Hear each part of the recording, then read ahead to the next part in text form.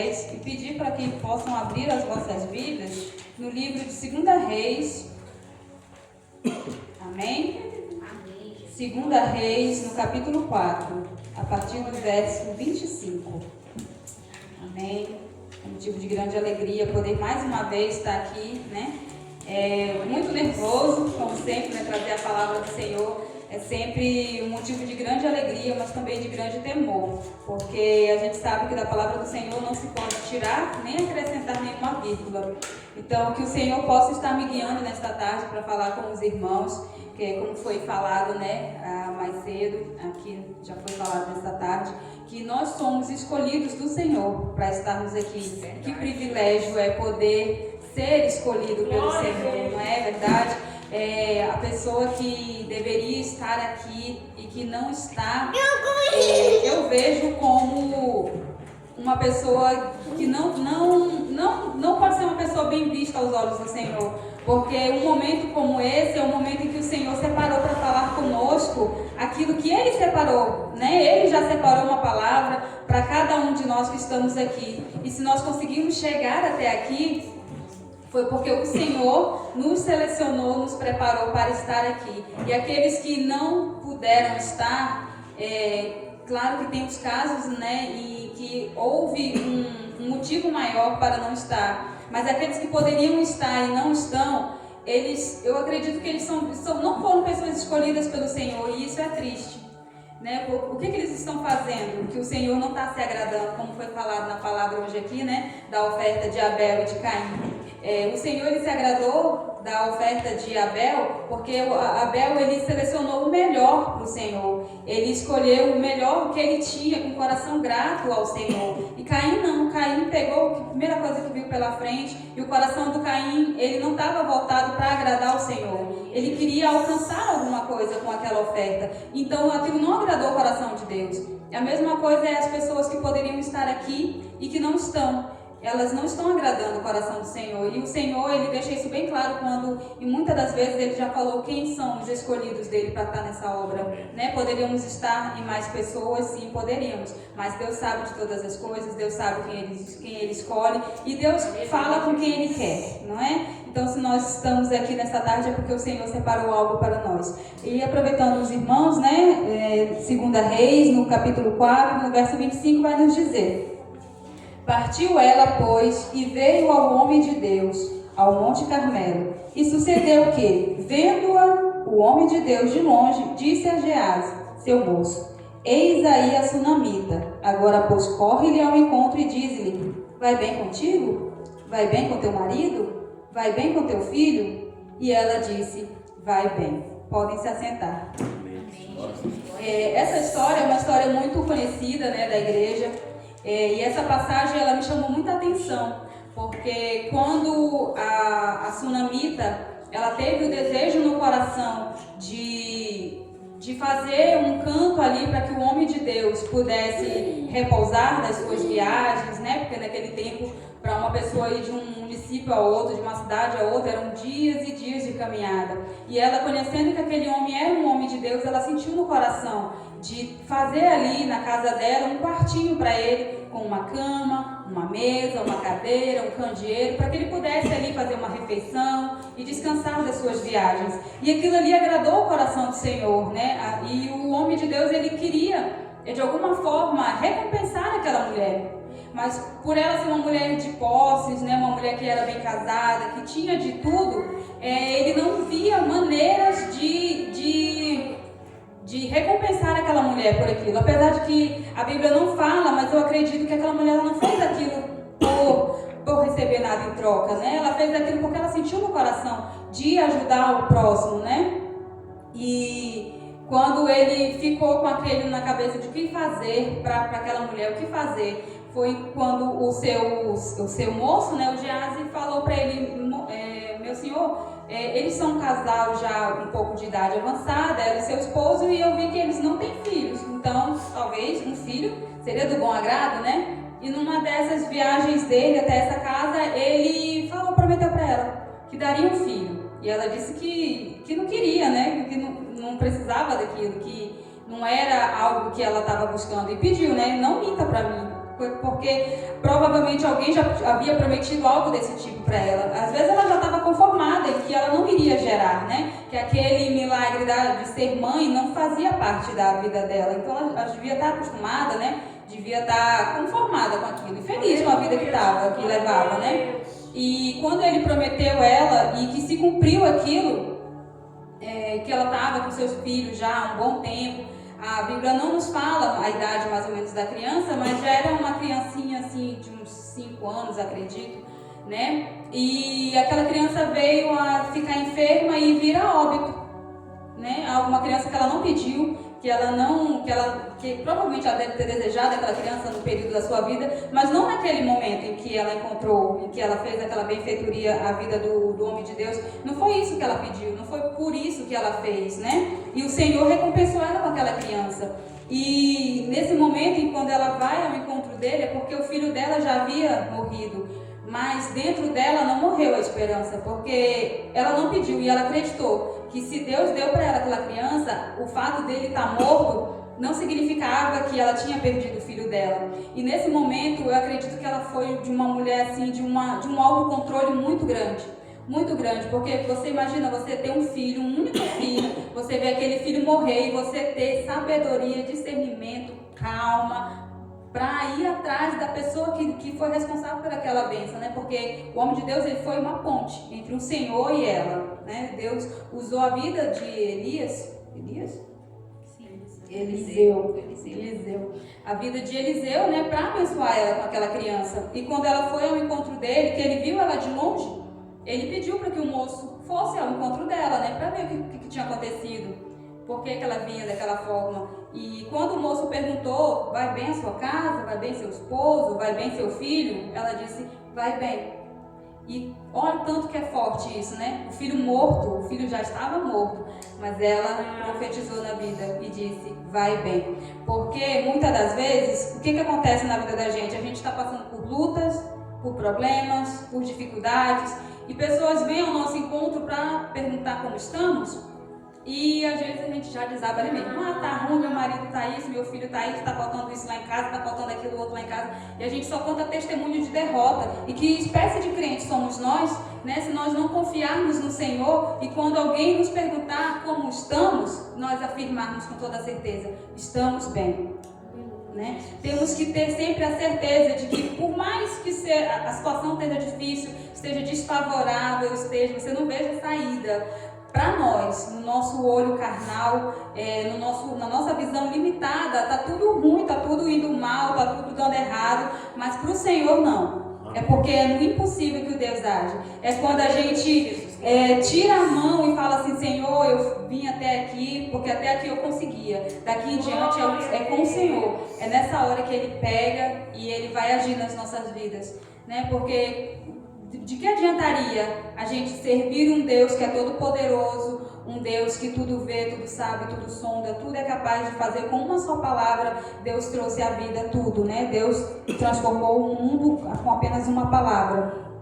De que adiantaria a gente servir esse Deus se a gente quer fazer tudo na nossa força? Se a gente quer fazer tudo da nossa maneira, né? Então, melhor não servir a Deus.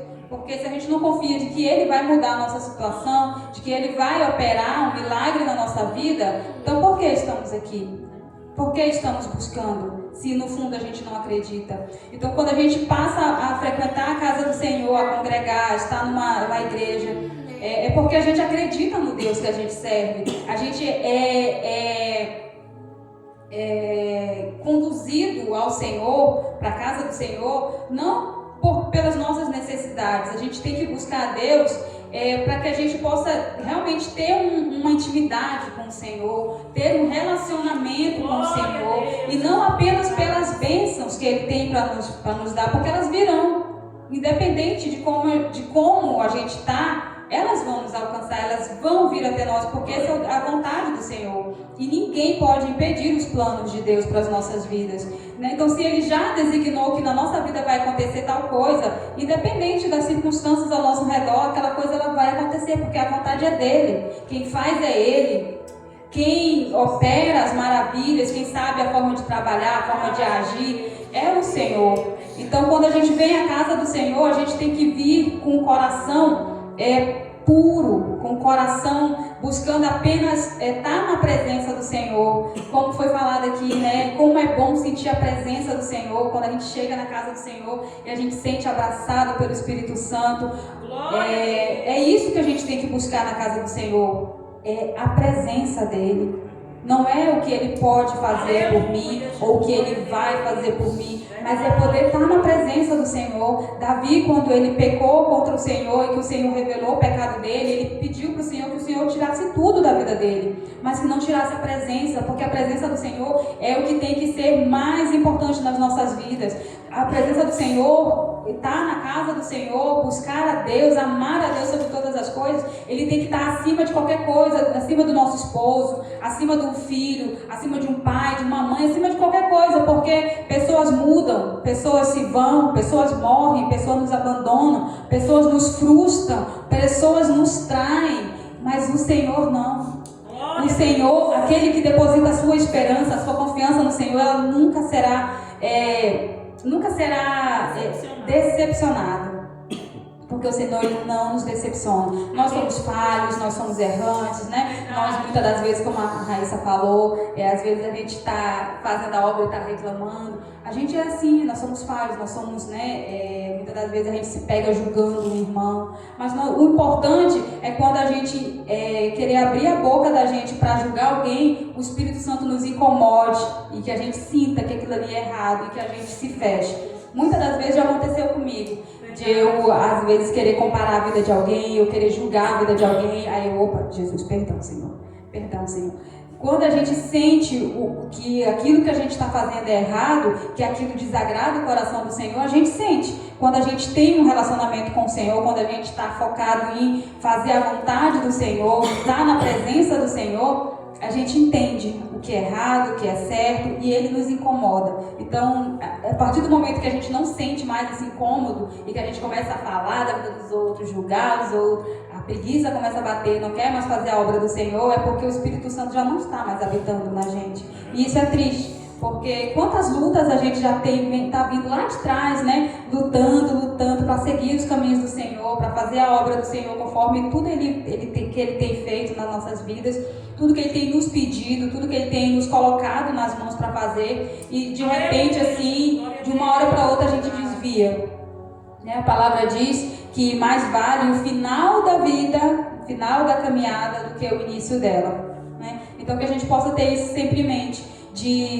é mais importante a gente seguir a estrada com o Senhor do que olhar para o passado, olhar para as coisas que já passou. Eu brinquei esses dias para trás com uma irmã, que a irmã estava orando de manhã, de tarde, noite, de manhã, de tarde, noite, de manhã, de tarde, noite, indo para 2, 3 igrejas. Eu falei assim, irmã, a senhora comprou um container e está armazenando suas orações? Para que tanta oração mesmo? Porque assim, o errado não é orar, é como a pessoa faz, né? Porque a pessoa que está numa igreja, numa congregação, o Deus que está aqui é o Deus que está lá. Então, quando você se dispõe a estar em 3, 4, 5 igrejas, não tem necessidade disso. Deus não vai receber a mais a sua oração. Ele está vendo que você está fazendo um sacrifício de tolo ali, né? Então, quando você passa mais tempo se dedicando na sua igreja, fazendo a obra onde o Senhor te colocou, é muito mais inteligente do que você ficar pulando aí de igreja em igreja, onde parece que você está só buscando profecias, né? E não é isso que o Senhor quer da gente. O Senhor quer que a gente se dedique 100% aonde Ele colocou a gente. Então, que a gente venha a dedicar as nossas forças naquilo que o Senhor colocou nas nossas mãos, né? Fugir um pouco aqui da palavra, mas é o que o Senhor quer falar, amém? Voltando aqui para a vida aqui da Sunamita, é um autocontrole muito grande, porque a mulher que perde um filho e conseguir fazer uma viagem longa até onde ela saiu da casa dela, para ir até o homem de Deus, e quando ela chega próximo dele, né, que ela já passou do moço e se aproximou dele, que ela se lança aos pés dele, prostrando-se, né, chorando, e o homem vem, o moço dele vem para tentar tirar ela dos pés dele, né, e ele fala, não, deixa ela. Porque eu estou sentindo que ela está com a alma muito triste, muito abatida. Mas o Senhor, Ele ocultou isso de mim. Quando ele viu ela de longe, ele não viu que ela estava amargurada, né? Que ela estava passando tantas lutas. Porque Deus queria ver a resposta dela para o moço, para servir como um exemplo para nós, né? Então, para a gente ver os detalhes que Deus cuida da gente em todos os detalhes. Porque quando ela fala para o moço que tá tudo bem, a gente entende, a gente traz para a nossa vida que é assim que a gente tem que agir quando as coisas não vão bem e as pessoas nos perguntam como estamos. Estamos bem, estou bem, vai ficar tudo bem, né? E é assim que a gente tem que ser. E quando ela se aproximou do homem de Deus, que ele falou aquelas palavras, ela disse, né? Acaso eu pedi algum filho? Né? Ela vai nos dizer que no versículo 28, e disse ela, pedi eu a meu Senhor algum filho? Não disse eu, não me enganes, né? E ele pega e fala, pede para o seu moço para que ele possa cingir os lombos, pegar o bordão dele e ir atrás. Ela disse, não, quem vai é o Senhor quem vai. Porque foi o Senhor que me deu, né? A palavra, a promessa, me deu a criança. Então é o Senhor que tem que ir. E ela pegou e fala aqui, porém disse a mãe do menino, vive o Senhor e vive a tua alma, que não te hei de deixar. Então ele se levantou e a seguiu. E é assim, ela foi buscar aquele que podia ajudar, né? E ela não saiu dos pés dele enquanto ele não se levantou para ir ter com ela. E chegando lá, ela viu a grande maravilha que o Senhor fez através da vida de Eliseu, né? Que foi devolver o fôlego de vida para aquela criança. E ele chama ela e fala assim, ó, aqui teu filho. E isso é muito lindo, porque uma criança que estava morta, a mãe, com toda a sabedoria, com todo o seu autocontrole, foi buscar quem poderia salvá-lo. Foi buscar aquele homem de Deus, porque ela sabia que ele tinha o poder. Assim como ele falou que ela teria aquela criança, ela confiou que ele também traria a vida àquela criança. Aleluia. Então que nós possamos sair daqui nesta tarde com esta palavra no nosso coração, de que mesmo que as coisas estejam difíceis, que a gente possa abrir as nossas bocas e profetizar e dizer, está tudo bem, vai ficar tudo bem, vai tudo bem, né? Que nós não venhamos entristecer ou nos limitar na nossa visão, porque a vida ela é muito maior do que a gente pode enxergar. Os planos de Deus, eles são muito maiores do que aquilo que a gente pode se imaginar. A gente é limitado, a gente cansa, mas o Senhor não. O Senhor, ele não se cansa, ele não se fadiga e ele vê todas as coisas. No tempo certo, ele faz o seu milagre, ele opera as suas maravilhas no meio daqueles que têm sido fiéis a ele. Nós somos poucos, sim, somos poucos, mas eu acredito que somos poucos que têm feito a diferença na obra do Senhor. São aqueles que estão sempre disponíveis na obra, né? Porque o Senhor, ele não quer capacitados, ele não quer os melhores pregadores, ele não quer os melhores louvores, os melhores cantores, ele quer aqueles que estão disponíveis a ser usado por ele, aquele que mesmo num sábado à tarde, no sol de 3 horas, saia da sua casa, se arrume com alegria para estar na casa do Senhor, para estar louvando, para estar adorando, porque realmente é um mês de férias, né? É um mês onde algumas pessoas queriam poder estar viajando, mas foi para isso que o Senhor te chamou? Não foi para isso que o Senhor nos chamou. O Senhor não nos chamou para estar no mundo. Se fosse para estar no mundo, fazendo as coisas do mundo, porque é mês de férias, é julho. Não é assim. Quando você entende que você não foi chamado para isso, que você é um escolhido do Senhor, você é um separado do Senhor, você entende que as coisas do mundo não é a mesma coisa para a gente, né? Que é do Senhor. Eu me considero uma serva do Senhor. Então, para mim, estar na casa do Senhor é a minha prioridade. Se eu tiver que escolher entre viajar e estar na casa do Senhor, eu vou ficar na casa do Senhor, porque eu sei que é aqui que Ele me quer. Quando for para mim viajar, Ele mesmo vai abrir as portas, Ele mesmo vai me dar a oportunidade. Então, que a gente possa ter essa sabedoria e saber esperar no tempo do Senhor e aceitar aquilo que o Senhor tem para a gente de bom grado. Esses dias para trás, eu estava conversando com o pastor Eduardo e eu recebi um convite, né, para voltar para Santa Catarina. E eu estava assim, me sentindo meio... Eu não estava desmotivada com a igreja, né? Porque a gente entende as lutas da igreja, as coisas da igreja são cansativas, são corridas mesmo, mas a gente está sempre aqui. Então, mas eu comecei a olhar a minha vida assim de um jeito que parecia que eu sempre estou só andando em círculo. Nossa, parece que a minha vida não anda, é só aquilo ali, só aquilo ali, só aquilo aquilo ali.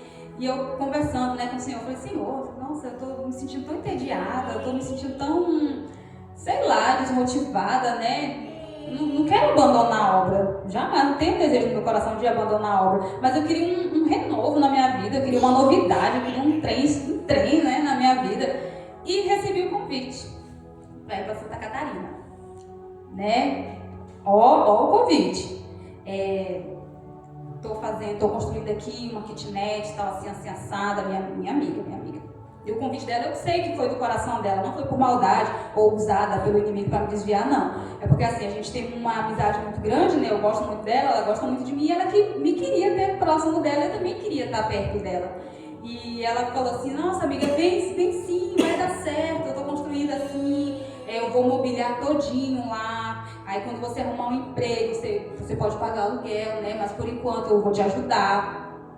E o meu coração alegrou, né? Eu falei assim, olha, eu vou pra praia, eu vou viajar. E o Pedro me dá um pouquinho de trabalho, né? Eu falei, vou levar o Pedro para outro lugar para ver se ele dá uma quietada, usar o Pedro de amizades, né? E eu pensando, tava tudo indo muito bem, né? Tá tudo indo ótimo, né? Só que aí tinha aquele porém, né? Que eu fiquei pensando assim, eu falei assim, gente, mas como é que vai ficar a obra?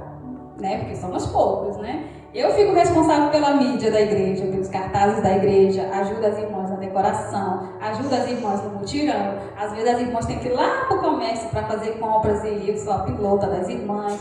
Então assim, né, eu falei assim, gente, isso não vai dar certo não. Eu pensando, né, falei, isso não vai dar certo. Se eu for, vai ser de parte de desobediência. Eu já tava planejando, já sentindo já, né? Mas o coração continuou. Continuei, né? Aí eu conversei com ela, não, amiga, vai dar certo, nossa, vai ser ótimo. Aí ela falou assim, não, o Pedro vai estudar assim, assado. Eu falei, não, vai dar certo. Aí o pastor chegou. Aí eu falei assim, pastor já vem jogando, falando umas palavrinhas, né, e eu já pegando no ar, quando a gente tá devendo, né, a gente entende, né, as indiretas. Só que o pastor não sabia de nada. Claro que Jesus já devia estar, fala isso aqui para aquela ali se tocar, para dar uma indireta ali na costela daquela ali. E ele falou algumas coisas e já fui pegando. Eu falei, olha, já tá vindo a minha bronca, vem ali. Até que num dia que ele começou veio fazer as visitas, né? Ele postou lá em casa pra gente conversar comigo, saber como é que tava. Eu falei pra ele, falei, então, pastor, aconteceu isso, recebi um convite assim, assado. Aí ele falou, né, que...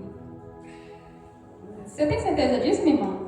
Foi Deus que falou pra você ir? Porque até onde eu sei, o seu chamado é aqui. O que Deus falou com você da última vez, né? Deus tinha falado para mim que Ele tinha colocado as crianças na minha mão, na minha responsabilidade, que eu deveria tomar conta delas, né? Para que a vaidade não entrasse no coração das crianças. Então, assim, como é que eu ia fazer o meu ministério, né? Cuidar das crianças, dos adolescentes, estando em outro estado. Então, eu senti... Né? Na hora eu falei assim, não, pastor, é verdade. Eu já sentia, né, que não ia ter, não tinha como dar certo, porque não era algo do Senhor. Porque quando as coisas é do Senhor, Ele encaminha tudo direitinho, né? Ia surgir uma oportunidade, um ministério, talvez, um chamado, alguma coisa desse tipo. Porque Deus jamais vai colocar nos nossos caminhos uma proposta que vai nos afastar dEle. Se essa proposta que parece aos nossos olhos ser uma boa proposta, mas você tem que colocar do outro lado da balança. E a obra do Senhor, como que vai ficar? Né? A nossa prioridade, ela tem que ser sempre a obra do Senhor. Porque quando você sente esse peso que você tem, como eu falei, né, nós somos escolhidos, e eu me sinto uma escolhida, uma privilegiada por servir na casa do Senhor, eu não conseguiria ir, por mais que fosse a melhor proposta do mundo, uma casa própria, um carro, um emprego, alguma coisa, eu não conseguiria largar. Deus conhece meu coração, eu não estou falando isso para me engrandecer, para me exaltar na frente dos irmãos. Eu falo isso porque eu tenho a ciência do que eu estou falando. Eu não conseguiria largar as coisas do Senhor para fazer a minha vontade, porque um dia eu falei para o Senhor que eu não faço a minha vontade, eu faço a vontade dele. E muitas das vezes a gente não entende, né? Porque a gente queria, sim, quem não queria estar numa praia agora, né? Mas o que é mais importante? Viver agora numa praia e perecer na eternidade? Ou perder a vida agora, como foi falado na pregação de quinta-feira, perder a vida agora e ganhar a vida com Cristo na eternidade. Então que a gente venha refletir sobre as nossas escolhas, sobre aquelas oportunidades que muitas das vezes a gente acha que é de Deus, mas tenha sempre em mente que Deus jamais vai colocar um prato na sua vida para te afastar dos caminhos dele. E se essa oferta, seja um trabalho, seja uma amizade, seja um relacionamento, seja uma viagem, seja o que for, Deus não vai abrir uma porta para te afastar dos caminhos dele, para te afastar da presença dele. Né? A palavra do Senhor diz que uma alma vale muito para o Senhor, e mais vale uma alma que se arrepende do que as que estão no mundo. Nós somos valiosos na presença do Senhor, e o Senhor, Ele quer trabalhar nas nossas vidas de um jeito assim que a gente não consegue explicar, não consegue entender agora, mas se a gente continuar seguindo o caminho do Senhor, fazendo a vontade, fazendo aquilo que Ele tem nos chamado, eu acredito que grandes serão as nossas recompensas. E se não for aqui, que seja como Estevão, que morreu apedrejado, mas viu a glória do Senhor se abrindo e o Senhor estendendo a mão para ele, né? Porque esse mundo aqui não tem nada pra gente. Então, morrer em Cristo é lucro. E que nós possamos ficar com essa mensagem no nosso coração nesta tarde, que nós não estamos sozinhos, né? Nós temos um Deus que cuida de cada detalhe da nossa vida, que por mais que as dificuldades se levantem, que as lutas venham, nós possamos ter essa certeza no coração. Vai ficar tudo bem. Vamos ficar tudo bem, porque é Deus quem cuida de cada um de nós. E Deus, Ele vela pela vida dos seus. Deus é fiel, irmãos. E Ele vai nos abençoar, amém? E essa é a mensagem que o Senhor trouxe ao meu coração nesta tarde, que nós possamos ficar com essa palavra no nosso coração, amém? E eu agradeço a minha rica oportunidade.